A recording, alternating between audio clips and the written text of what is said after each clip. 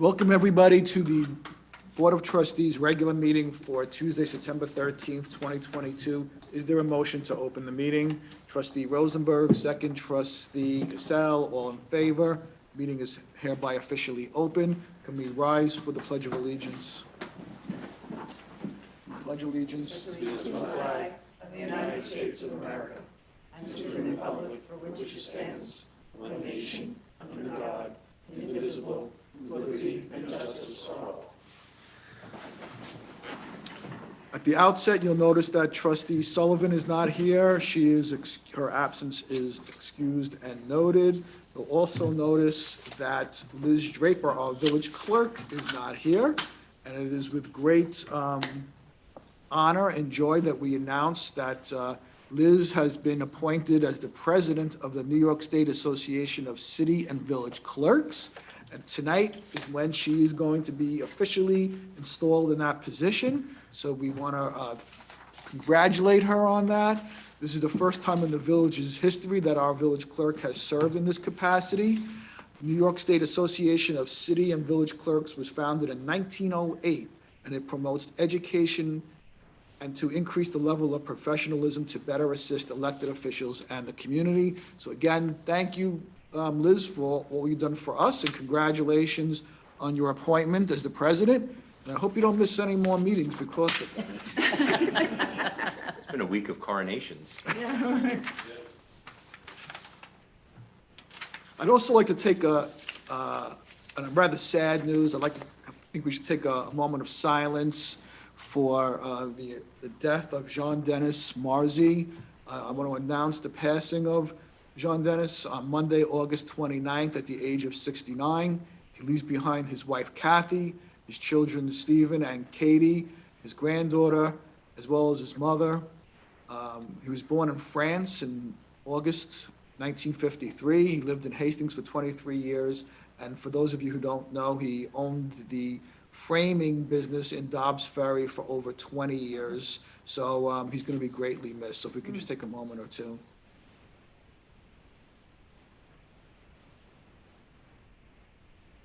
Thank you, everyone. Okay. So we have some appointments to make. So I'd like to take a motion to appoint Lancelot Rose as Senior Accounts Clerk.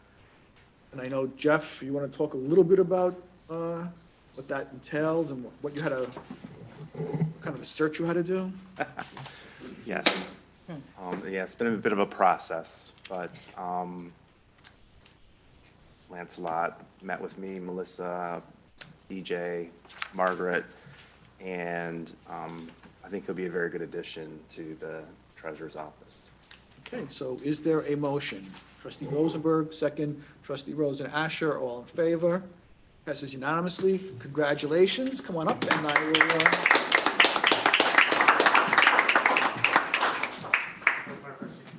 Hi. Oh, welcome. So glad to see you. Oh, welcome, Katina. Pleasure to meet you. Welcome. Welcome. Boy, do we need you. Okay. Welcome. Thank you. You solemnly swear to support the Constitution of the United States and the Constitution of the State of New York, carry out the duties of Senior Account Clerk, Village of Dobbs Ferry, to the best of your ability. Congratulations.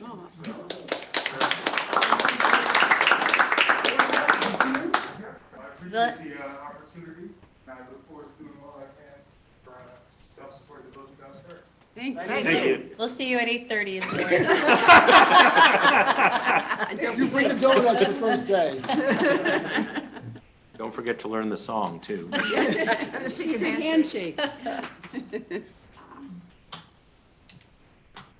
second item is, second appointment is a resolution to consider appointing Theodis Verhoff to the Village Fire Department, Volunteer Fire Department.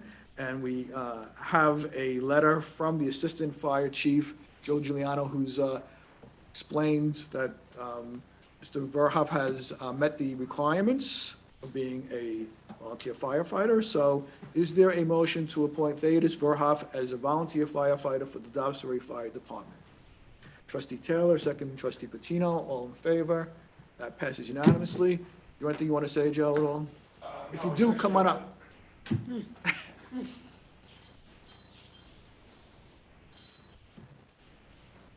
So no, he's actually up at the Ogden Firehouse tonight because all the guys are up there for a meeting, so he's just introduced himself to them. I had to come down anyways for the junior program, so figure I'd come for that. Okay, great. Glad you're here. Welcome, and we thank him for his future service.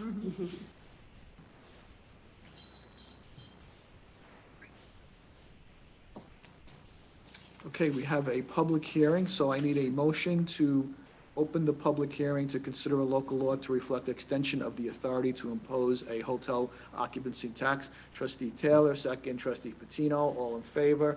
That public hearing is now open. Laura Lee, do you want to? Yes, I can explain this. Actually, the right to have your hotel and occupancy tax was as a result of a home rule request you made in 2016, and it had a sundown provision. So recently, the legislature has taken up the issue on another home rule request that you made for an additional period, a 3-year period. It's will expire in 2025. Your legislative intent section just was specific to the original request without a reflection of the sundown provision. So this is just a textual change to make it clear that's your intent to continue this, and you will take up the issue of the home rule request at the next expiration. And that's all this is. It doesn't change any of the provisions of tax collection, of the assessment, of the established percentages. Nothing has changed. Okay, so we're going to pass a local law, right, to reflect the extension of the village's right. Can I just ask You a have to quick say- I'm just question? going to ask Jeff, Before I just want to say that's what we're doing tonight, right? You are. Go You're ahead. just reflecting the extension which was granted by your most recent home rule request. Go ahead, Jeff. Go ahead, Larry. very quickly, I was just going to ask Jeff what we have earned or are earning in terms of the hotel tax. Hotel tax adds, $120,000, $150,000 a year to the revenue stream for the village, non-resident taxpayers. And it is obviously non-residents. Does it apply to short-term rentals like Airbnbs and things like that as well, or is it just like established hotels? I believe that's established hotels. I'm sorry. Airbnbs? Airbnbs. Airbnbs are not included in this. These are actual commercial entities, hotel and motel taxes. Okay, thank you. Yeah. Okay, so I need a motion to close the public hearing. Trustee Taylor, second. Trustee Patino, all in favor. Public hearing is now closed, and I need a motion. Laura Lee, follow me on this one? Yes.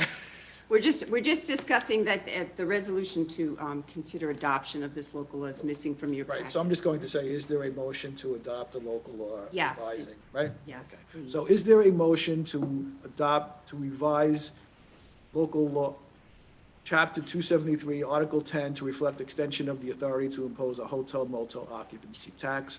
Trustee Casal, second. Trustee Rosenberg, all in favor?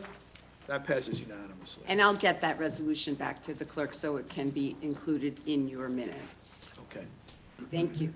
okay. Courtesy of the floor. You want to go first, Bruce? Bruce, go first.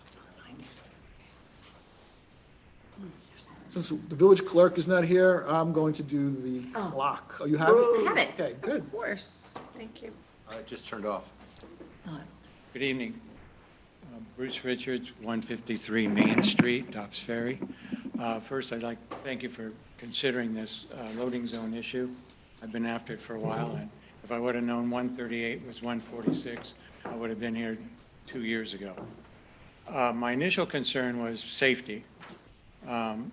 As we all know, in fantastic bollards, that side of my side of the street's got a bump out. So you've got 4 feet more narrow on my side than the rest of the street. Now with the loading zone there, you've got trucks that are not tight on the curb. They're blocking the stop sign. They're away from the curb. So buses emergency vehicles, fire trucks have to swing out and around that parked truck. No drivers around. They're a block away at Sam's delivering. So they swing out, they're swinging into a blind lane. There's no stop coming down Cedar. And the reason we had the bollards there is people swung wide before we had a loading zone across the street. The other thing, I mean, I'm trying to go on the conclusions.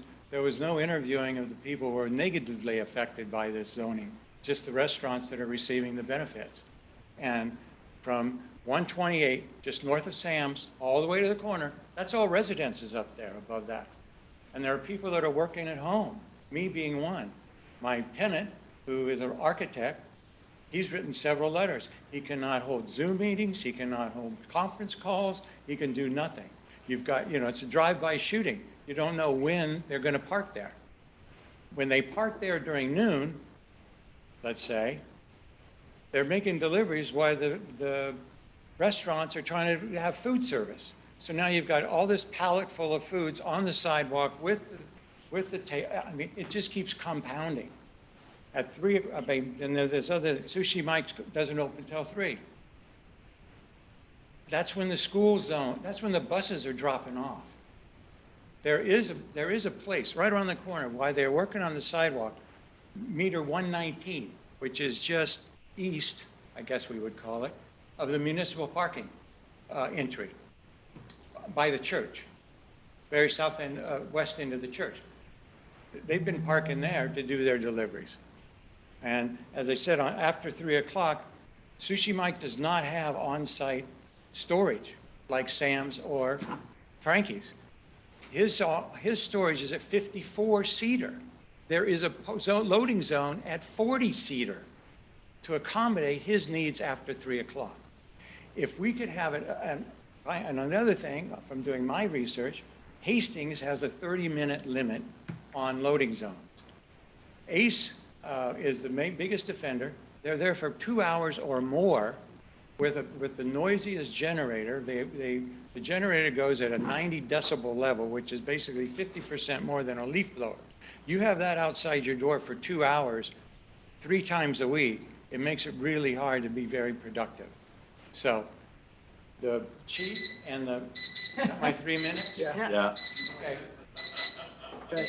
I would, I really appreciate it, Bruce. And, Now- as you heard, we'll It's your discuss it decision, further. but I don't want those bollards to be used for that reason. Okay. Anybody else for courtesy of the floor? Come on up. Good evening. Good evening. Patrick Williams, 67 Bel Air Drive. I had something prepared I was going to read. I decided in the essence of time, I wouldn't have 3 minutes. So I want to speak from the heart. I grew up in this town. I've lived in this town my entire life. Lived in my current residence for 30 years. I've never seen so much incompetence take place regarding the handling of a project. The project has to do with the roadway on Bel Air Drive. Over a year ago, I brought this to the attention of the village. Mr. Leans, I believe, was the acting village administrator, who right away came up, saw the problem. In fact, at my asking, installed a road plate in front of 54 Bel Air because of the sinkhole. Right now, we still have 4 road plates. One on Bel Air, 3 on Porter, with holes over 3 feet deep in them. The problem is known. The problem is the sewer, not the sewer, but the water runoff that goes into the catch basins. The corrugated piping is rotted away. We know that. We knew that last year. The village has hired an engineering firm, which I hear from Ms. Ferraro over and over again, waiting for the survey, we're waiting for this, we're waiting for that. If this was your own home, you wouldn't just say to the engineering firm, let me know when you're done. You would set some deadlines. Here we are now, apparently that we've gotten the engineering firm is finished, and now we hear that it's going to go out to bid. And that's going to take several weeks, and then those bids are going to have to come back to the board to be voted on. Asphalt cannot be installed once the temperature drops. This problem occurred last year. Not only is it a safety hazard on the street, and I spoke to this board remotely months ago. Mr. Mayor, I appreciate you asked Ms. Ferraro to supply some information to the residents in the area via the newsletter. Have not seen any information. One of the emails we sent, Ms. Ferraro said, no other residents have emailed us, her. She hasn't received anything. When I told the residents that, they sent additional emails. I believe you might be copied. She said she didn't receive them. It is what it is at this point, but we need to take some action. My basement has flooded multiple times with several inches of water. My bank has flooded. That has washed away the gas service. I've sent in pictures. I brought in video. Last Tuesday, I called Ms. Ferraro. She was busy. I left a message for a callback. No callback. What are we going to do? And I will end with 2 seconds. Thank you. Thank you.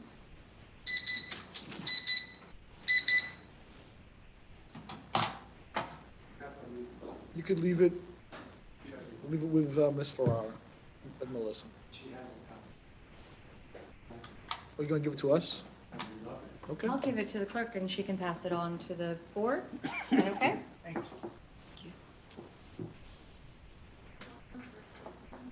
All right, Lee. So Melissa, could you just talk to what Mr. Williams had to say? Sure, yes. I just emailed my assistant. I did not get a message that Mr. Williams called last week. My apologies. When I did address Mr. Williams, I told him that I had not gotten any emails from any other residents. I then did, and I did respond, and I advised what was happening. I have been in constant conversations with our engineer. They have been trying to develop not only the plan to change the infrastructure, but temporary fixes for the problems on the property. We've installed sandbags on the road. We've gone out and we've filled potholes that are around, but these are all temporary fixes. And I explained this to Mr. Williams. Our engineer has been working on this project. The project is ready to go out to bid, and I had explained to Mr. Williams, unfortunately, if this was my house, I would be able to get the work done more quickly, but because it's municipal government, we do have to go through a process. So we have to go out to bid. That will take several weeks to get responses from the bidders, and then that will come to the board, and the board will award the bid to the company, and then we will start the work from there. So this has been an ongoing matter that our engineer has been working on to try to resolve so that we can fix the overall problem. And like I said, has been trying to come up with, we had suggested installing an additional catch basin temporarily. That was not met with acceptance by Mr. Williams. So Can I just there ask are you- options that we've been trying to come up with temporarily. Right, could I just ask, you Sure. said a couple of weeks, is there a way that I don't know if this is by statute or whatever, is there a way we could set a faster deadline, like bids must be put in 10 days, Yeah. that kind of a thing? It is minimum 10 days Okay. to 3 weeks is our bid. So we will get the bids next week, and then we will have them go out, and we will do the minimum amount of time that's required. So we will, the village submits those bids, accepts the responses, they go to the village clerk, and then we assess them. Our engineer would look at them, we'll assess the lowest responsible bidder, and then it will come to the board, hopefully by it depends on when the deadline is for the bids to return, but it will be most likely on the 11th, October 11th, Are it the will be bids out? Are the awarded. bids aren't out yet? No, they are not. We expect the bids this week. What do you mean we expect? We expect the Oh. specs from the engineer. They develop the speculations that the bidders have to respond to, and that we will get this week. I have had numerous conversations with our engineer. I understand Mr. Williams' concerns because I was getting the same response. Unfortunately, I rely on our expert engineers to give me the information and to provide to me the work that we need. So how long would you say the village engineer had this and didn't respond? No, they've been working on it all along. They have come out probably every week. I did not meet with Mr. Williams, but I have gone to Bel Air Drive. I have reviewed the situation. I've looked at the roadway. I've spoken to our DPW, who, like I said, have gone out there. They were concerned with some of the potholes that they wouldn't accept I mean, the fill. my concern is that the engineer has is it the engineer who's No, drafted? it's When, been. when they- did because we voted. This was uh, adopted in March. March, Yeah. okay, And they so, expect it would take about 6 months to get the plans done. They had to do the surveys, they had to do the plans, they had to develop everything. So that's where we are right now. Once that was done, they developed the specs. The specs come to us, we go out to bid. Well, That's been the process. Let's look ahead, and maybe this is where you were going, Vinnie, but Lori Lee, could we, if this isn't ready, if we don't have information for the next meeting, can we, as a board, accept a bid by email? No. So, Has to be a public opening of all the bids, and then there needs to be an analysis and a recommendation. They have to look at the sufficiency of the bond submissions, they have to look at, there are a lot of Well, documents that come back as. the village does, and then we would vote on it presumably. Correct, yeah, at a public What if it meeting. was an emergency, though? Then you have different actions if it's an emergency. Emergency procurement, we usually do that after the fact. We'll determine the public health and safety issues, they'll complete the work, and then it's a ratification of the procurement money. Because I am concerned, like Mr. Williams indicated, once it gets too cold, then Right. we're looking at April, right? I mean, which is not what we want, so. yeah, and so maybe the question, which is a pertinent one, and not the first time this has come up, is that I think we should give a little more guidance on when we want our engineer to return to us bid documents Yes. or studies or whatever they may be, rather than, because we come, we have a meeting, we approve something, and then, we get we'll have that in 6 or 8 months. I just think that's too long a time period. I think, for a large, complex issue,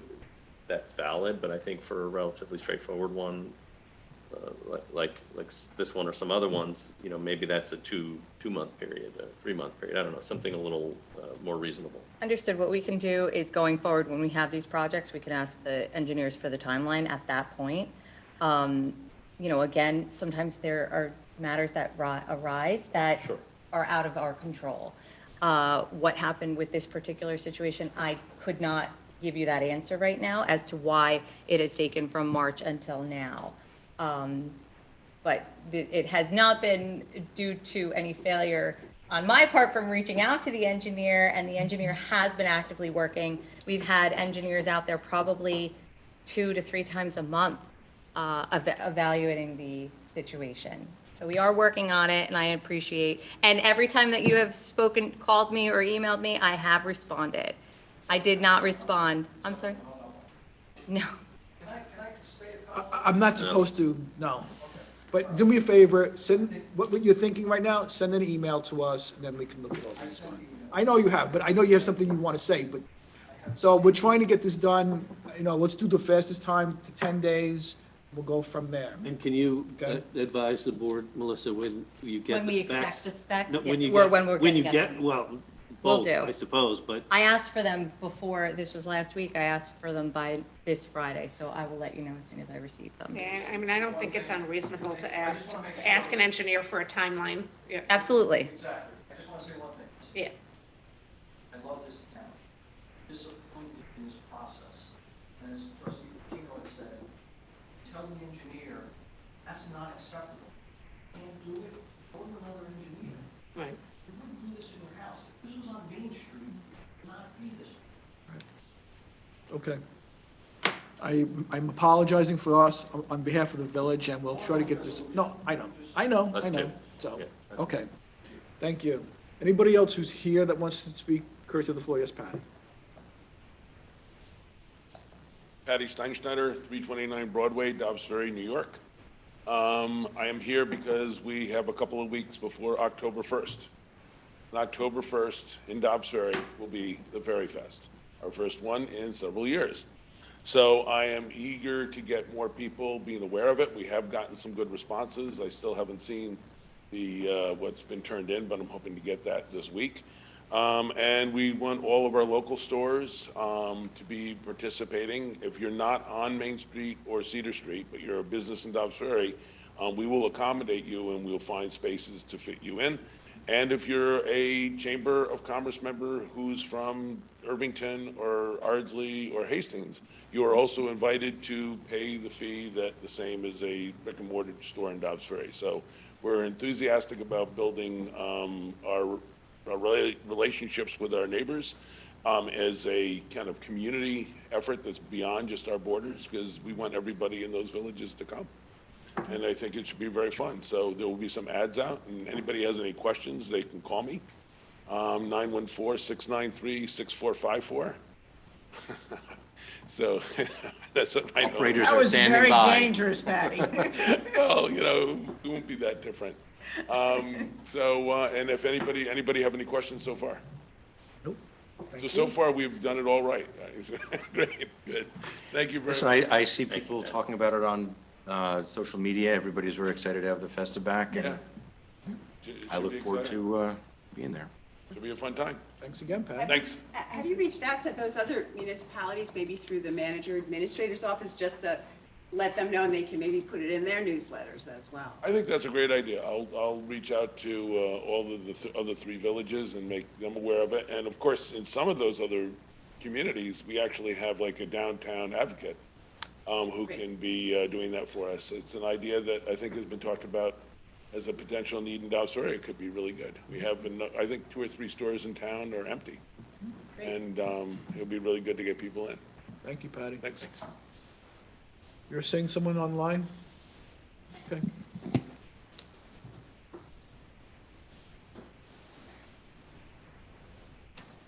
Hello? Hi, this is Rob Barron. Oh, Rob. Okay, Rob. Hi, 10 Cricket Lane, Dobbs Ferry. And I'm here representing the Traffic Committee.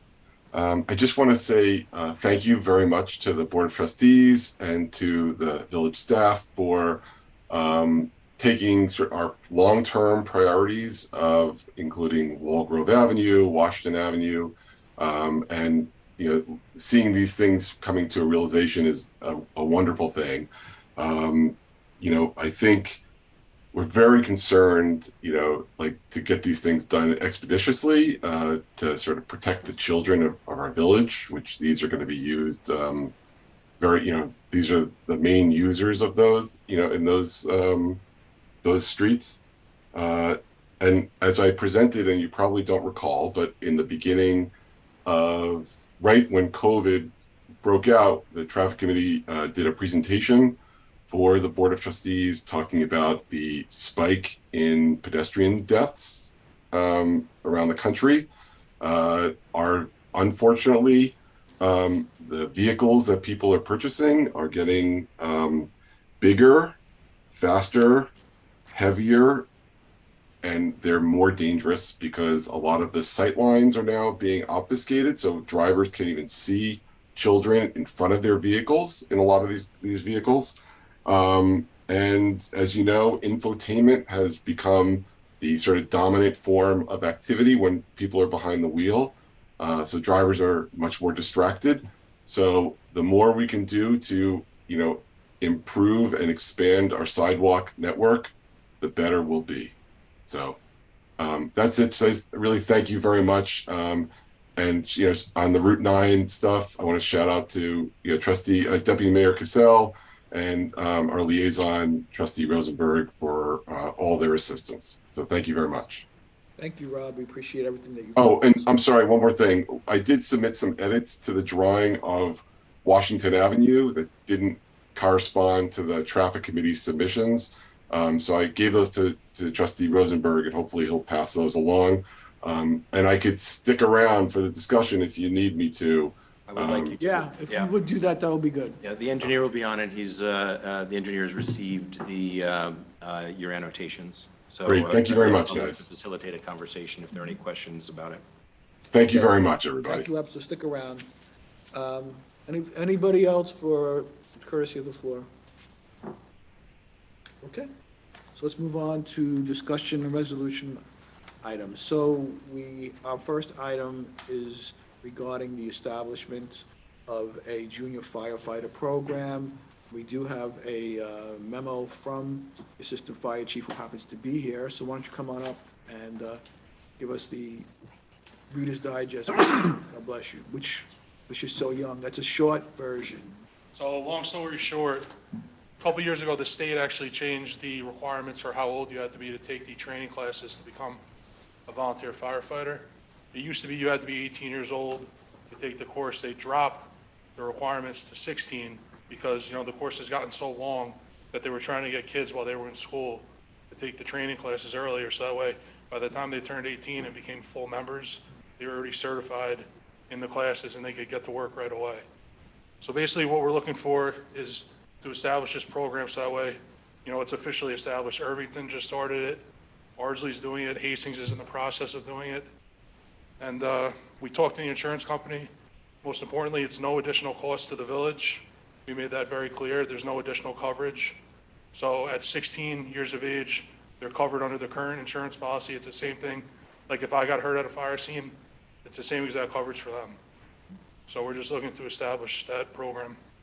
I have a question. The certification, so this is a long program, so they get certified. How long does it last for? Because sometimes a lot of 18-year-olds then go off to college for 4 years and then they move back to the village. Do So they have to go correct. through the training again, or will it So count? they go through every year, our own members, they have annual training requirements set forth by the state. But when you actually take the class is good for life. It's you know, you have to do refreshers every few years, but the actual core class, which is about 170 some odd hours, is good. Once you take it, you could go to, you know, another fire department upstate, and that class is still good up there. So once you get this certification, New York State Firefighter 1, you're good anywhere in New York State. So Laura Lee, do you see any issue with this? I mean, we're just going to go on our I insurance? don't. Having been the daughter of a firefighter for 30 years prior to his demise, I would wholeheartedly encourage the village to take this on. I know that it's important to get young people in the pipeline, and I know how important moving the 16-year-olds up even in a 4-year, perhaps they're gone away to college. I just know they come back with that volunteerism still in their heart, so. And just so you guys are aware, we're not putting the 16-year-olds into, if there's an actual fire, into the fire, into harm's way. They're just being able to, you know, go take the classes. They could come on the calls with us, start learning the ropes and stuff, but they will not be inside of, you know, a burning structure, because obviously people who are parents don't want their kid who's 16 years old inside of a fire, which. That would be the end of the program. Totally understandable, yeah, it'd be a one and done, if, you know, but, Yeah. so they're just there just to get the training, so that way, once they turn 18, they're good to go. Thank you for bringing that up. Great, Okay. great idea. So is there a resolution to authorize the Dobbs Ferry Fire Department to start a junior firefighter program? Trustee Rosenberg, second. Trustee Taylor, all in favor? That passes 6-0. Thank you. Great idea.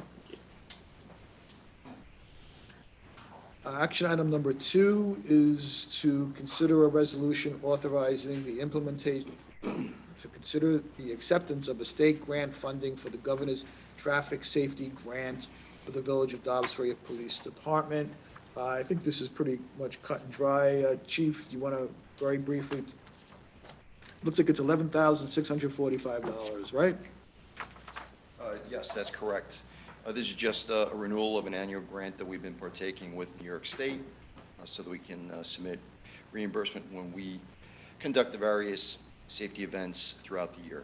Look, New York, drunk driving, no empty chair, some of initiatives like that. So I'm just looking for permission for the administrator to sign off so that we can roll into the new year. Okay. Any questions for the chief? Okay, so is there a motion to authorize the village administrator to sign and execute an annual traffic study safety grant for the period of October 1st, 2022 to September 30th, 2023, in the amount not to exceed $11,645? Trustee Rosen Asher, second. Trustee Taylor, all in favor? That passes 6-0. Action item number 3 is to consider the acceptance of $202,232.59 in grant reimbursements from FEMA for various village projects. Melissa, I know we have a memo describing exactly what it covers and for which storms, but is there anything you want to share on that? Yes, DPW, Jennifer Dorman, had worked to gather all of the documentations when Elisa left, and she has been working with FEMA to provide to them all the documentation, which allowed us to accept this funding. We may actually receive some additional funding, we found out today, from FEMA for some of these projects. So when we do, we will submit that to the board for acceptance as well. But this was due to a lot of good record keeping on Jeff's part, on DPW's part, and an overall general village-wide product that resulted in these funds getting returned. Okay. So is there a motion to authorize the village administrator to execute an agreement to accept reimbursement funding from FEMA for various projects that have occurred in the last year or two? Trustee Rosenasher, second. Trustee Patino, all in favor? That passes 6-0. That's great news. It's great work by the. Yeah, I want to thank everybody. They did a lot of work on this. Yeah. Thank you, Jeff. Thank you, Jen, Stephen, Melissa.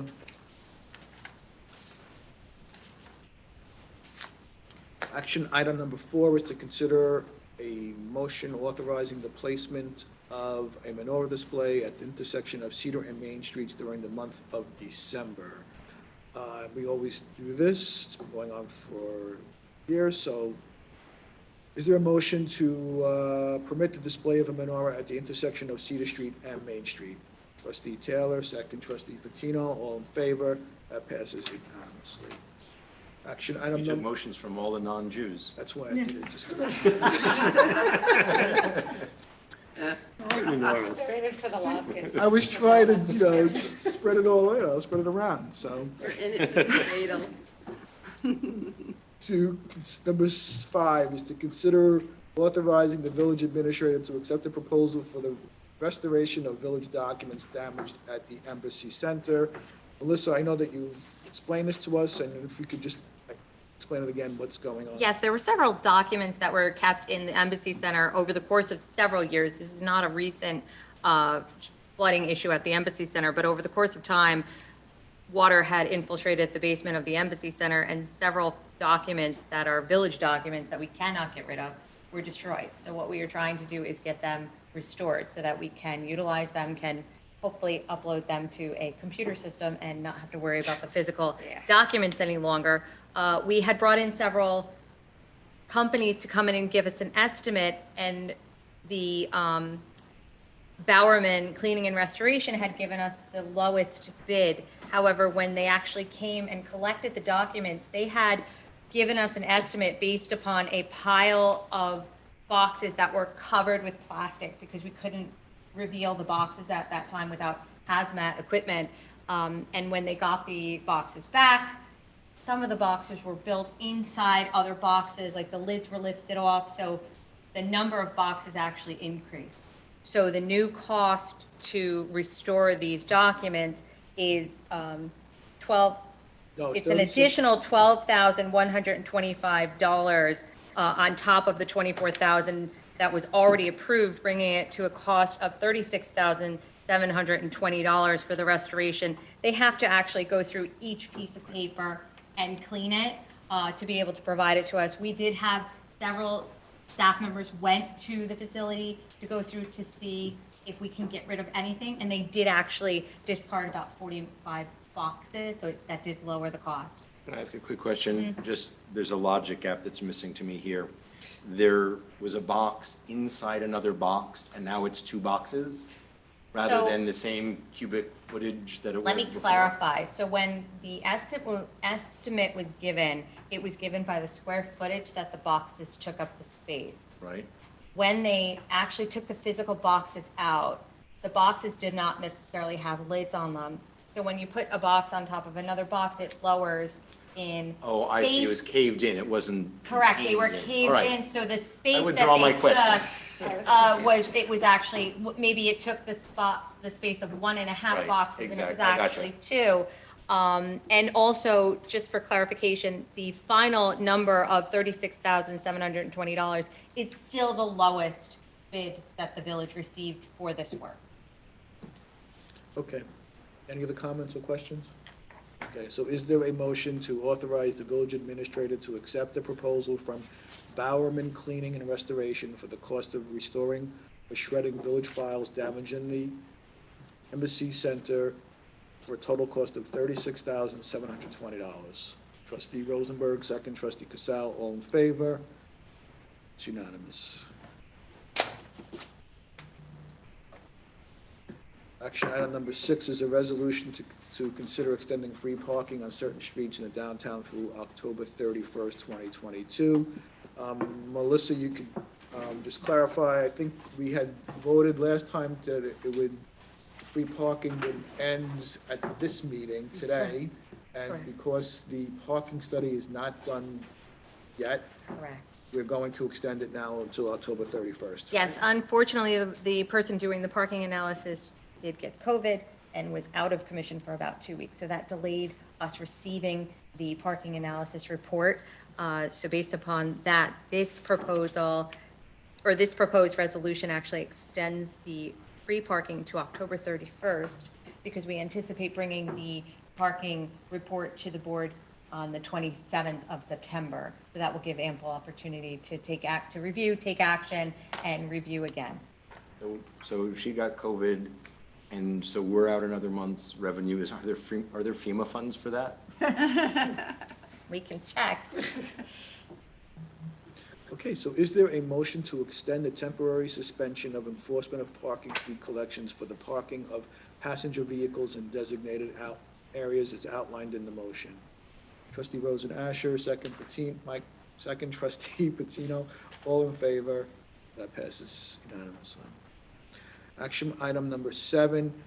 Now, I think 7, 8, and 9, well, actually 7 and 8 are the same, pretty much relate to the same And 9, subject. and 9 does. Well, 9 is a different issue, right? Well, Not issue, but it's a different action we're going to take. So yes. why don't you talk about, Laura Lee, why don't you talk about? Sure. I can provide a summary. During the removal of the sidewalks for purposes of replacement in the streetscape project, the contractor discovered a number of undisclosed, previously unknown underground, they're called vaults. They are, what they are is adjacent to basements of the buildings, and they project from the building line out into and under the street.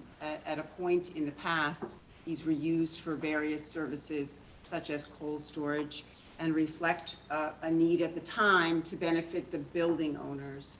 There was a program at one time historically where the Board of Trustees would consider these special requests, they're called projections, into the right-of-way, and you would, the Board of Trustees would consider this and give them special permission, revocable at will. Of course, cannot transfer a right in public property, so these were essentially license agreements with these various property owners up and down the street for these vaults.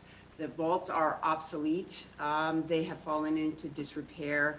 They are not subject to any program of inspection or any maintenance requirements or upgrades in accordance with the fact that we didn't know that they existed. So they do present a point of public safety and hazard at this point. The need for them has long since passed. The permission for them has long since expired. I did suggest, just to put the final nail on the top of this, is that I suggested, and Melissa and I talked, there's an omnibus resolution on this evening, just to make it clear that this program permitting these vaults, which benefit only one particular property at a time, the need for them having long since passed, you'll be passing a resolution just to make it clear that you have revoked any and all alleged or perceived right for these to continue to exist. The unfortunate thing is they're open directly into the basements of these adjacent buildings. So it isn't a matter of having the homeowner or the property owner fill them without making sure that structurally there's a wall or a barrier preventing the access to the basement. In other words, if you were to just put a dump truck into one of these voids, all of that rubble would go right into the basement because they have access to. And they're 4 right now that we know about that affect the streetscape project. There are 4. So what we're suggesting is that we consider a change order for 3 of them, which are small in scope, and 1 which is large in scope. We're trying to get attention from the property owners themselves, because these are the responsibility of the building owners. Once the permission to have them is revoked or disappears or is voided, and all of them are, there are no rights right now, it becomes the responsibility of the property owner to abandon them in an appropriate way. So this change order would benefit those property owners because we have a contractor mobilized and they've provided us estimates to do that, but we are trying to get an understanding from the property owners that the cost of this will be passed on to them. And in some cases, the property owners have been very difficult to communicate with, and we've tried to circle around for family members. We've tried to get help to convey this information. We're having a lot of difficulty. It may end up that we'll have to bring an injunctive action to seek reimbursement. I don't know yet. My office has been working to provide appropriate notice, to give them an opportunity to come forward. The village would entertain installment plans. I mean, any of that would be possible. It's just now, because the economies of scale and our contractors mobilized, now would be the time to act, so. And we can't complete the sidewalk project, which we have a deadline on, if these are left as they are. That's correct, and they do pose this public health and safety issue very Yeah, they could collapse, right? visibly. Yes, they could collapse with putting on a sidewalk up to code and standards today. In the disruption of the existing concrete and base of that, the ceilings have actually fallen through. In some cases, you can see right down into this void. It's a void. And the large one is 8 feet high,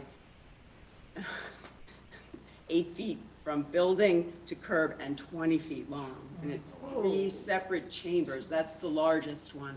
The others are smaller, but again, the alternatives have been provided. In some cases, public utilities have been run through these. So they're proposing putting in a protective ceiling of sorts. And before you can fill it in, you have to make sure that you're providing the safety and necessary protections for the public utilities. You don't want to fill in something around a gas main. There are requirements for particular kinds of materials, and we believe 3 of them will be easily solved. It's just a matter of getting the property owners to understand that they have no right to have these, and they should not be remaining there. But the 4th one, the largest one, involves an elderly property owner who we're having some difficulty getting her to understand. So we will press on and do what we can, but if we authorize this change order for the 3 smaller vaults and the 1 larger vault, then we will be able to mobilize should the need arise. Okay, thank you for that explanation. So any other comments or questions for our attorney? Okay, so the first item is going to address 97, 117, and 135 Main Street. So is there a resolution to authorize the village administrator to execute a change order for the Main Street Sidewalks Improvement Project for the stabilization of vaults located beneath the sidewalks at 97, 117, and 135 Main Street? Trustee Taylor, second. Trustee Rosen Asher, all in favor? That passes unanimously. And that's for a total of $31,351.26. Next item relates to 143. 143. This is the largest with the 3 chambers for the cold storage. And again, it goes from the building line to the curb. It's completely underneath 20 feet of your sidewalk. Okay, so the cost of installation for this one will be $30,200, which will then establish a new total budget of $1,111,096.24. So is there a motion to authorize the village administrator to execute a change order for the Main Street Sidewalks Improvement Project for the stabilization of a vault located beneath the sidewalk at 143 Main Street, at the cost of $30,200? Trustee Rosenberg, second trustee Casal, all in favor? That passes unanimously. Okay, and then the next item is to explicitly void these vaults, and I think you've explained. Yes, and it's just, it isn't essential or necessary for you to revoke this by virtue of the fact that there were licenses. They no longer exist. The rights no longer exist, but this really makes it completely clear. So going forward, there'll be no vault program, there'll be no, so anybody is on notice now, if you have a vault, we don't know about it. Get rid of it. You know, they need to step up and take care of this projection into the right-of-way in an appropriate way. So as we come to understand existence of these, and I'm sure there are others Yeah, throughout, I'm sure there are others. we'll have this to point to just to make sure it's buttoned up. Okay, so is there a resolution revoking any and all rights to maintain projections of areas and vaults beyond property lines into the public right-of-way? Trustee Taylor, second trustee Patino, all in favor? That passes unanimously. And just for clarification, you have in your code certain areas of permitted projections, such as awnings, such as parapets, so there are other areas where projections, there's a program for permitting them. So that's why we just want to clarify, this is specifically areas and vaults connected to the basement. What about the cellar doors? Is that involved in this? Some people have cellars. The cellar, Yeah, the Walkouts, cellar walkouts. from the the street. bombardier doors? Yeah. No, this doesn't include Okay. that. These are those antiquated, obsolete vaults. I think it also just bears saying for any buddy from the public who's listening that in any case, this is not picking on these particular things or these particular items, in any case where a homeowner has there's a safety hazard created on public property by their home, they're responsible for fixing it, whether that is a sidewalk Right. or something more substantial.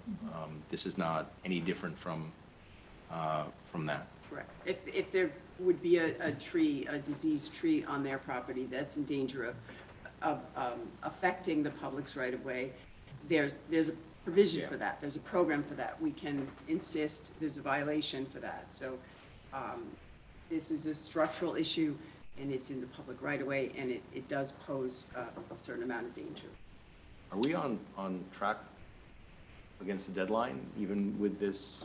This is causing some concern because we're hoping to get the owner's attention and to assure them that, we can enter in installment agreements or whatever is necessary. Do they have to agree before we can proceed? Well, that we're trying to put them on notice first. We have to take it step by step to be sure the due process is met. Great. I would say just make sure that we finish on time because our grant goes away. Correct. No, there would be demobilization by the contractor and remobilization, so these estimates would go up because we'd have to get the contract back. So everyone's aware, and it's been a heightened discussion with your consulting engineer, with the contractor who writes to us daily, but all three of these actions tonight will assist us with the notice provision and providing the due process necessary to get this done. Thank you. Okay, action item number 10, is there a motion to authorize the street closure of Sherman Avenue for a block party to be held on September 24th, 2022, between the hours of 3 p.m. and 8 p.m.? Trustee Patino, second trustee Rosen-Asher, all in favor? Passes unanimously. Okay, action item number 11 is to consider a resolution approving the audit of claims as submitted and recommended by the village treasurer. Jeff, do you have anything to add? Standard audit. Okay, so is there a motion to approve the audit of claims as submitted and recommended by the village treasurer? Trustee Patino, second trustee Rosen-Asher, all in favor? That passes unanimously. Okay, now we go to action item number 12.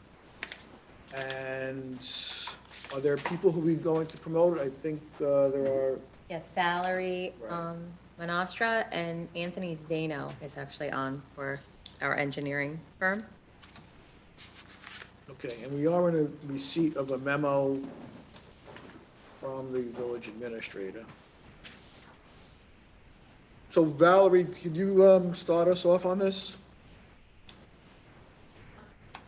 She's not here?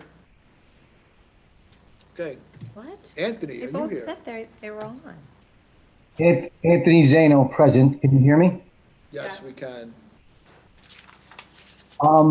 Yes, I can share what the basic knowledge I know. I think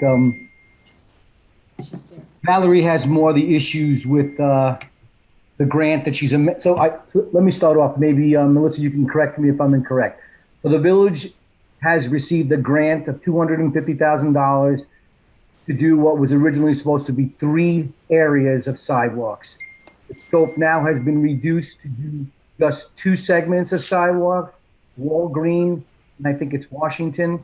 I shared the plans with Valerie.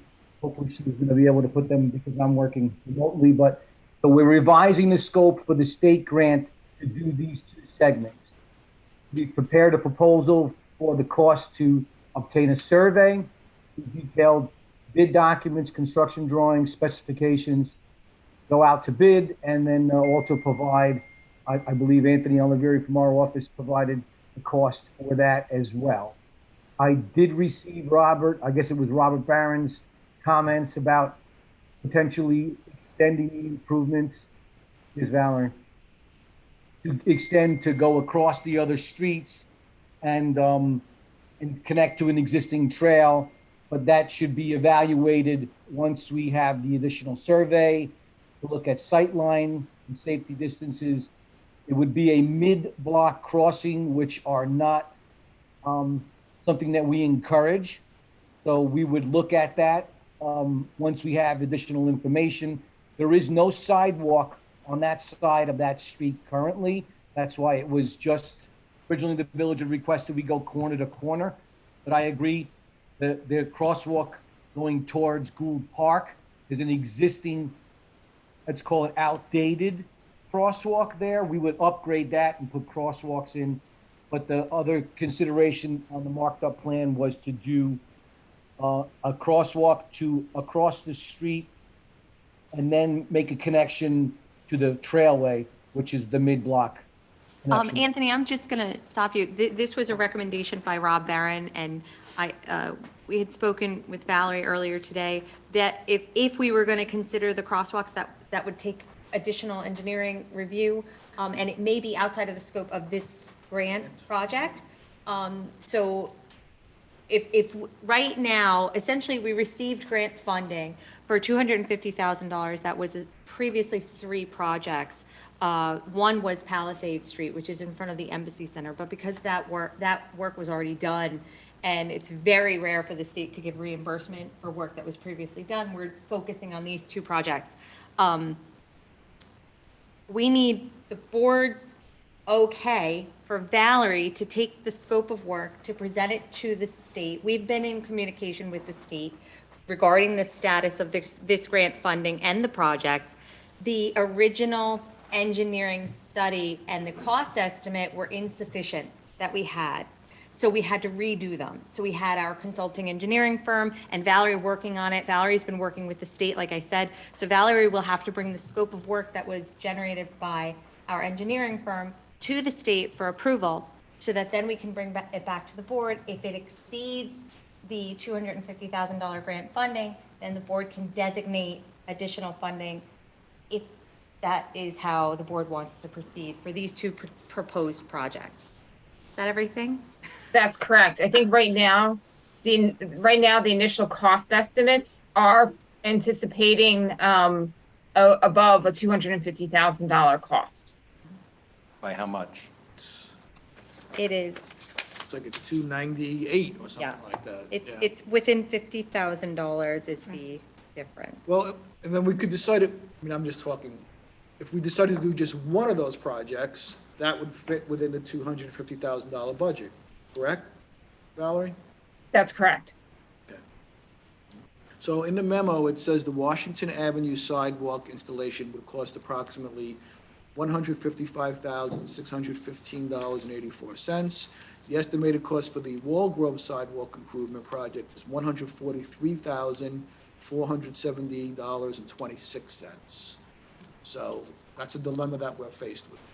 Right, the total is $299,086.10. That is the total right now. I will just bring to the board's attention, this was an issue that Lori Lee and I had discussed with regards to the Main Street project with when the village assumes fixing sidewalks that are out there, our code requires those sidewalks to be the responsibility of the adjacent property owners. So if the village were to we're seeking grant funding for that, it kind of alleviates the property owners from having to do that. And then we have other property owners who are still required to. So it's a sticky situation. I just want to make sure that the board is aware. But just so we clear, the Washington Avenue does not have any sidewalks. Correct. Nothing. That area does not have any Washington Avenue sidewalks. That is what we are trying to remediate, right? There, Yeah. Walgrove has I've been sidewalks almost hit that there are. several times. yes. Right. And in fact, several years ago, there was a child hit at the corner of Belden and Washington, like as the child was on his bike and got rear-ended, not badly injured. So that's the good news. But somebody rear-ended a kid on a bicycle there. That kid could have been on a sidewalk. This is something that the traffic committee has been on their list of priorities for years and years. It's critical that we add sidewalks around the village. We have a lot of different places in the village where there are no sidewalks, and some of them, there's no way I think we can remediate, but where we can remediate, we really need to, because the idea of, we have a complete streets ordinance. We need to be, we declared ourselves to be a walkable, bikeable village several years ago, and it's part of the building code, or not the code now, but part of the building department's practice that when there is new construction, where there is no sidewalk, a sidewalk is requested. So this is just part of the overall goal that we've had and endorsed for years now of adding to Dobbs Ferry's sidewalks in order to add to Dobbs Ferry's walkability and the safety of pedestrians doing that walking. So while I understand that this is going to cost us more money, and I am generally the last person who wants to spend more money on things, this is something that I think we absolutely need to do. It would set a terrible precedent to say, well, we'll sacrifice the sidewalks for $49,000. I have a question. On the Walgrove, it's an existing sidewalk, correct? Correct. So is there any way, maybe it can't be done, but can like our DPW do it? Or is there some way we can get that cost down? A Walgrove is Washington's a special thing. There's a lot of work that needs to go in there. There's no way the village can handle that without a grant. End of story. So Washington absolutely needs that money. Is there any way we can get Walgrove down so that we could do both? And if we can't, then I'm like Matt, I would be for I don't the extra believe money. so. One of the issues with Walgrove is that I believe it requires a retaining wall. It's pretty complicated over there for our DPW to be able to, not that DPW is not fantastic, but I don't know whether that. So it's not just a simple sidewalk? No. Is it a matter of making sure that people who own the property on Walgrove maintain it? There's breaks in it, there isn't sidewalks all the way down. And really, and Lori Lee, you can chime in here, but the reality is that it is the property owner's responsibility to maintain the sidewalk. If there are chunks of sidewalk missing, it is the property owner's responsibility. They could be violated for that. But at this point, we've gotten the grant funding, so I don't know if that's going to affect any violations that we could issue. Personally, I think I agree with Trustee Rosenberg that, we've spent money on other things that didn't involve public safety, and for the bulk of this money is already coming to us, and we can get both of them done. I can't see not doing it for. It would involve turning down free money in order to only do one of these projects. Yeah. Okay. Yeah. So Valerie, I mean, we're all in favor of moving forward on both projects, so what else do you need from us now? Can't hear you. At this You're on point, mute. At Valerie this can point, just- I think that's all we need for right now. We're going to go back to the state and amend the scope of work. And once we have all the forms and the contracts ready to execute, at that point, if there will be potentially additional resolutions that will be required of the board, as well as, you know, some clearly bid documents and the like. So that's the next step. Once we, Well, but I also do want to say that I think that the things that Mr. Barron proposed and the traffic committee that he chairs wants to see happen here should happen. If they can't happen, given the timing of this project, there are things that should be done. And I think at the very least, to the engineer's point, painting the crosswalk across from the new sidewalk across Maple is something that we should do, you know, whether it's, you know, DPW putting down the paint or as part of this project. There's actually it's a much bigger project than just painting because the ADA compliance issues. It needs Yeah. Oh, so it does You have need- to you wait. need a be a landing drop We- curb. cut out, yeah. So we should take that up as a separate Yes. cross item because that is a critical crossing for kids walking to school. And we actually will be bringing up in a future meeting, we have several of the proposed crosswalks that were recommended by the traffic committee that run along Broadway and Ashford that we are trying to implement, but we're in the process of the paving bid. So we're trying to get that done first so we can get the cost from the paving company that we have to see if that is a cheaper way to go than to go out to bid. And we would then just consolidate all of those into one project? Correct. Okay, good. Thank you. I'd just like to say a couple of things because it is a more nuanced and complicated issue, particularly the sidewalk on Washington Avenue. There is a, you know, it's a beautiful tree-lined street, one half of which will have a number of very large, healthy, mature trees removed in order to put that sidewalk in. So we have heard from a number of neighbors who are sort of generally opposed to this, and I think it primarily has to do with changing the character of that street. So I do think, you know, we recently passed a tree code, which is about replacement of trees, and I think that, you know, not that I want to sort of dump more money into this thing, but we have to lead by example, and that means some effort to replant and maintain, you know, if not in the immediate aftermath of the implementation of the sidewalk, you know, at some future point, it will once again be a tree-lined street on both sides. So I think we, you know, while we're not obliged by the code, I think we owe it to those residents and to all of us who walk down those streets, drive down those streets, to sort of maintain the character. So maybe we look to tree commission at some point to advise on replanting. I absolutely 100% agree that we should definitely replace those trees, and when we do pass this ultimately, we should refer it to the tree commission so we can make that part of the plan as well. I just want to clarify that the plan, the proposed plan, does not include adding the trees. It includes removing the trees. We would have to have the engineer, and Anthony could opine on this, but we would have to have the engineer readdress the project to determine where we could place trees I don't think on we're the talking sidewalk. about doing that now. I think we're I'd talking like about to doing do that it. subsequently. I'd like to do it now. It may affect the width of the sidewalk that are able to be put in. So we would have to determine, if the board wants to do that, we can absolutely do that, but we should do it before Valerie brings this changed scope to the state. If the board wants to consider trees in this proposal, we can do that, but I think that the width of the sidewalks would have to expand. We had discussed this at one time, and there was also discussion of possibly putting the trees, even though whether we can or not, we'd have to work this out legally, putting it on the homeowner's property itself and working out something with them about letting them help pick out the tree or something like that. If there's no room, there's plenty of room there for people to put it on their properties.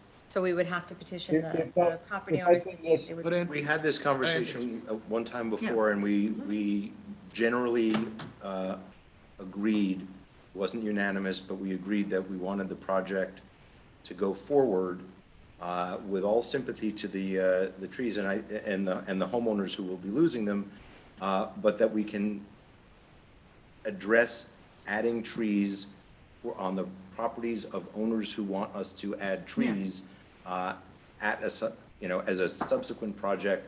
That I agree with Trustee Patino that, we do sort of owe a debt of setting example. So, if that, if homeowners would like us to put trees back on their property, we would be happy to do that. But the right-of-way is going to be the sidewalk right-of-way. That's what we decided many, many months ago. Anthony, you had something you wanted to add? Yes, we can.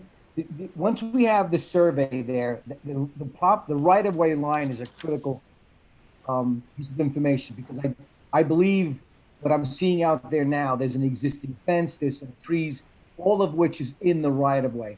Once we have the survey, we have a contingency in the budget now.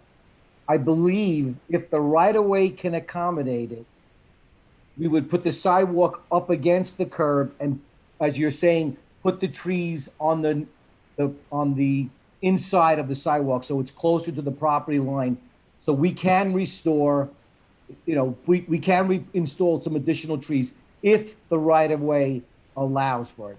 Otherwise, we have to get permission to plant a tree on private property. But based on the basic maps that we're looking at now, there seems to be adequate right-of-way, but there also seems to be encroachments on that right-of-way. But until we get a survey, we don't know the details. I would have a question about the trees being close to the sidewalk also, because we don't want to wind up 10 years from now having to redo those sidewalks as the trees have ripped them up.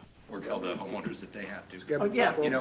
I'd like to, we started this conversation with talking about the proposed changes that Mr. Barron suggested. I know he's still on the line. I think he has his hand up. I would like to ask him if he would like to address, since he proposed changes, we talked about them. I'd like to give him the opportunity to speak for a moment. That's all right. Okay, Rob, you want to tell us what your thoughts are? Sure. Just first, thank you for saying that this is my thing, but actually this proposal predated my time as chair of the traffic committee, so I can't take credit for it. To Anthony's point, and hello, Anthony, this is not a mid that the crossing from Belden across to Spoilers Run would not be a mid-block crossing. It's actually, there's an intersection there. So it's actually, it wouldn't be a mid-block crossing. So that's my only 2 points. Thank you. Okay, so I think we all think the safety of our residents is the most important thing. There's no question about that. So, but if it's possible, we'd like to have the trees replaced. So if Anthony and Valerie could work together, we don't want to delay this any further, but if you can incorporate a plan for the planting of trees, that would go a long way, I think, to putting us in the path of following our own tree law and satisfying some of the residents. Do we want that as part of this grant, or should that be something we look at later? Will this really screw up the grant? I think we should, before Valerie goes to the state with the changed scope of work, we should speak to our engineering firm and determine if with the proposed plan now, I'd hate to put these sidewalks in and then we can't put the trees in. But I understand that they've got to do the survey in order to know where the right-of-way is, so that, and we can't do the survey until the scope of work is completed. So I think that this is a follow-on thing to getting the current scope. I understand that it's an important issue for you and other people, and that you want to move it ahead, and I respect that, and I say that on a lot of other things. But this is in the past, this is a path towards neglecting this issue, is when we forge ahead with one thing, because it gets lost, right? It gets said here, and then it gets translated to another team and another team, and that scope of it gets lost. It always does. But if So I don't want to move ahead too fast and lose this component of it that I think is a critical part. I hear you, but if we have to do a survey first in order to be able to know whether we can put trees, where the right of way is to put trees, and that survey can't be done until the scope's approved, it doesn't strike me that we even have the flexibility to, try to design. I see you can make that argument either direction. So you could say, put it in the scope now, and then see, and then if it doesn't work, doesn't work, then you have to go to the homeowner. So that argument could be made for either path. Can I make a suggestion? What we can do very simply is modify the cost estimate. We had a contingency in there. I'll add a line called landscaping. Landscaping can be very broadly interpreted as establishing turf or trees. We'll keep it's in the budget. We'll work it out. But I have a question in terms of timing, because I listened to this board a little bit earlier on how getting things done quickly. Can someone explain to me, maybe it's Valerie, what is the time frame? You're going to go to get permission. When do you need bid documents? When do you want to be in construction? Tomorrow. So, right. The answer from the village, I'm sure, is going to be tomorrow. But we have to work with the state, and I don't know the state's timing, although they have been pretty good with responding quickly in terms of moving this along. So I anticipate having an answer from the state within the next month in terms of the change of the scope and what documents we need to finish to formally execute the contracts. We don't have an exploding deadline on the grant, like with Main Street. No, they've been working with us. So all that requires, Anthony, if I heard you correctly, is the modification of the budget for a line item for landscape. So it's not like we have to go redesign everything. We put that in now. Good. It's there. It's part of the project, and then we move forward. And if we And our can't do engineer it, thinks we're okay with it too. He thinks I will- the right of way is wide enough. yeah. And if it's not for some reason, we can look at other Offer to put it- paths. Or offer to put it on Yeah, private exactly. property if the resident. That's a great solution. So let's do that, and then I think everyone gets satisfied here. Okay, Some degree. that's a So I'll good get idea. that to Valerie, but so just to hearing this, it's probably, we're looking at spring of 2023 construction, correct? Okay, okay. So the goal would be to get the contract in place. We want to do the survey before the snow falls, so that's a critical time. The survey is the thing we can't do anything until I get that survey.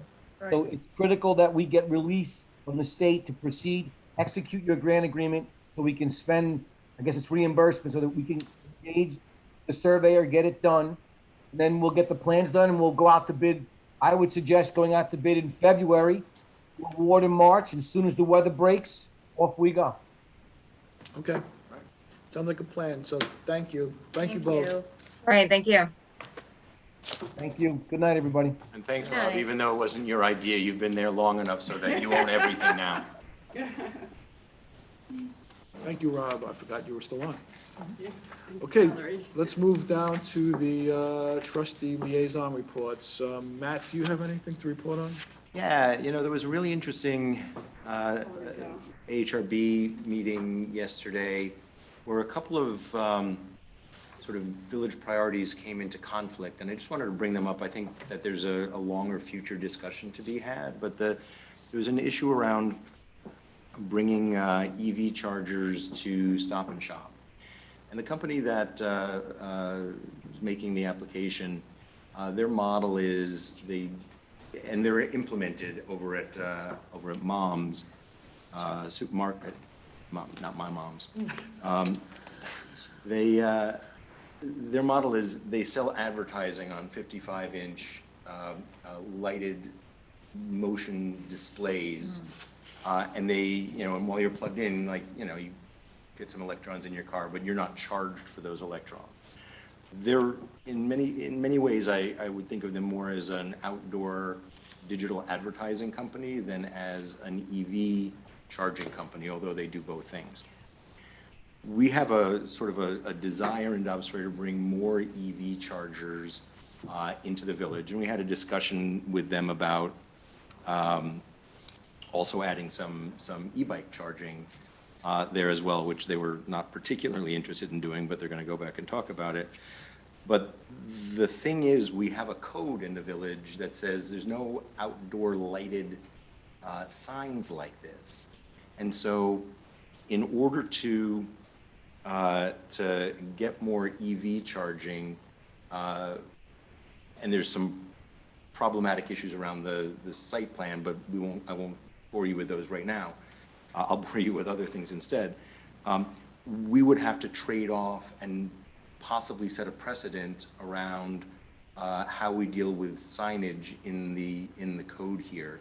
I want to raise that only because it's a question of priorities for us, and I think it's something that we should, as the Board of Trustees, have a good think about, rather than potentially derogating a precedent-setting decision to the AHRB, the Planning Board, or the ZBA. So that's all. It was a fascinating conversation that I've been thinking about ever since, but I do think we need to think about that as a matter of conflicting priorities going forward. But, you know, I think Shari brought also to my attention the fact that I think Irvington is doing EVs for free, I believe, in their parking lot. So I was wondering if we can look into doing EVs at Cedar Street. I think I do get emails from different groups saying that it can be installed for free. So I think if we can look into that, maybe I think Cedar Street, or maybe even by the waterfront park, putting it in there would be a great idea. So if And we can get it's just a funding for question that. of trade-offs, right? I mean, we could put them in ourselves at a cost of electricity, right? Right. And it's not, I did it in my garage. It's not Right, I have my particularly car plugged in. expensive, Right. right? So do mine, So whether it's getting somebody to do it for free who might want to then, have advertising, or are making a decision that we want to spot some around Dobbs Ferry and that's an investment we want to make. We definitely want more EV charging. It's just a question of how we want it to manifest itself. I would suggest also, as I normally do, that we also look at what the county is doing, because the county is putting in so many charging stations that might be an opportunity for shared services as well. If they already have some kind of contract, then maybe we can get some of those put in. So I didn't want to start another whole discussion topic. Yeah, so I'm trying sorry really that I hard did- not to make this tonight's conversation. Right. I have a lot of thoughts about this. Okay. Talk about it. We could put it on the workshop. Put it on the workshop. That's a very good idea, Yeah. because there probably are grants too. Right. Yeah, and I just want to clarify, the building inspector has provided an opinion that these EV chargers are signs under our code. It's his interpretation, They it's are, for the they are building inspector. clearly It's definitely signs. They're 55-inch televisions that will be facing Broadway the gas until stations. 11 o'clock But at the, night. the gas station has that small one, when you You can't activate the pump, it comes And you on. can't see it from the street. This is going to be 55 inches. 55 inches. You should go to TV in your Mom's. It's going to be the size of that television. Yeah, Mom's Organic Store, Rivertown Square has that. Right. And But they're inside. and they're inside. They're the inside, parking lot, Yeah, yes. but I'm saying she could see the screen. Yeah. Okay, You should go to Mom's too. It's a nice store. I like Mom's. They sell, Okay. I'm up and down the Sawmill Donna? Pit, so. Donna? Okay, it's mostly senior center news. Yesterday, we had a very soft opening for the Embassy Center, and we had the senior barbecue, which was very well attended, and everybody's very excited about the official opening coming up soon, we hope. Also, the senior lunches are beginning again Monday, Wednesday, and Fridays, and until the end of the year. The Greenberg Nutrition Center is giving the lunches for free. So if you're interested in lunch, senior lunches served at the Embassy Center on Monday, Wednesday, and Friday, contact the senior center, and it will be free until the end of the year. Shari? So the Human Rights and Diversity Committee is preparing their community survey, which they hope to unveil at Ferry Festa. It will come to you, Mr. Mayor, for approval before they do anything else. September 15th is the start of Hispanic Heritage Month. They prepared a very good piece for that, so check Facebook and your email for that. They also, once again, are asking about the DEI training for the village and for all the committees, and they're hopeful that that will start soon. And they wanted to know if, the county has signed on to GARE as well as a lot of other municipalities, but I don't know, where we stand with that. So those were their big questions. Melissa, the VOC meeting is next week, which I. Yeah, we well, can if add you that, could- just put if that you as could a note, yeah. I did, Okay. to add it to that for discussion, Right. yes, because Tarrytown, I think, the lead on Yes, that training. Mike, you have anything? not tonight. Okay. Larry? Sustainability Task Force met last night. There were a number of items, the first sort of meeting of the year or the season, post the summer.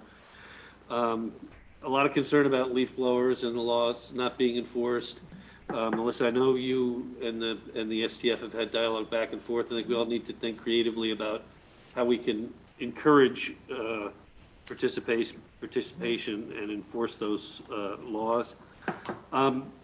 There was a concern raised at the meeting about the sort of the lack of any specific person in Village Hall who's focused on sustainability type grants. Now, there was sort of almost an embarrassment of riches with some of the prior staff who were very involved and very interested and very focused.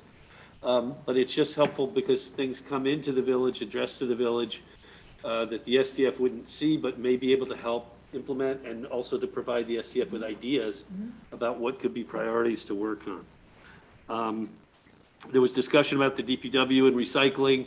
There have been incidents, and I know, Melissa, you're aware of it. For the rest of the board, there's been a back and forth where the DPW has not always apparently been very careful about what goes in which bins and separating as they're doing collection. And on the recycling topic, and I can reach out to the DPW, but they asked that we try and have recycling bins at the Ferry Festa in addition to trash cans. It would seem an easy thing. It won't be perfect, but it's the right message, right? Even if the wrong things end up in there. And last, well, I'm just saying, it is the right message. You don't put the, Absolutely. you want people to be looking for the We blue weren't bin, laughing at the right? content of your thought. It No, was- you were laughing at me, and it's okay. No, we're laughing at the wrong things that are being ended up in. It was the phrase, it wasn't you. Lastly, because it's been a long meeting, but the SDF is intending to pursue joint activities with both Kendra and the rec department and with the library to try and just find ideas with, where Kendra might be able to weave some stuff into one of her programs or suggest some programs. They had the Dirt Fest, which was an educational thing, but it did turn into sort of an ad hoc recreation event at the waterfront, a lot of kids there. And the library, obviously, with the new librarian, they should be working together. That's an excellent idea. I will forward that to them. That's what I got. Okay, I just would like to thank everyone who came out for the September 11th ceremony on Sunday. Even though it was raining, we got a very good turnout. I want to thank the fire department for putting it together. I want to thank all our first responders for their attendance and for all their service to the village.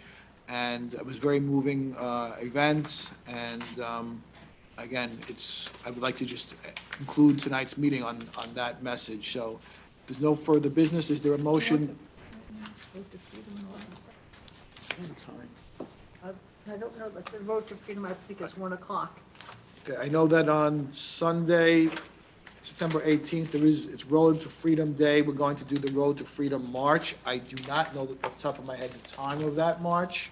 You can go on our website, I'm assuming, to find out that time. 1 o'clock. 1 o'clock? Yeah. 1 o'clock, and it starts at Gould. Gould Park, yeah.